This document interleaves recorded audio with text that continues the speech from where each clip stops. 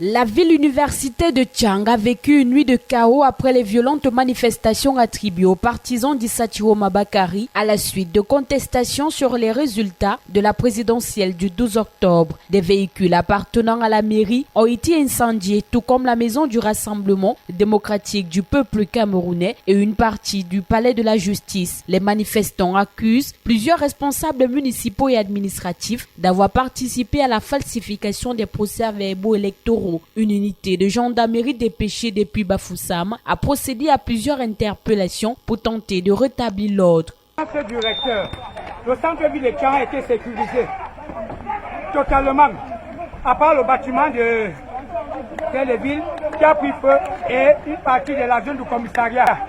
Tous ces malfrats se sont transportés ici chez le recteur. Ils ont commencé à brûler la guérite. Fort heureusement, nous sommes arrivés à Tchang.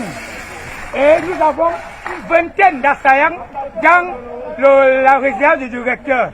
Nous les délogeons, on a délogé environ 5, les autres en haut.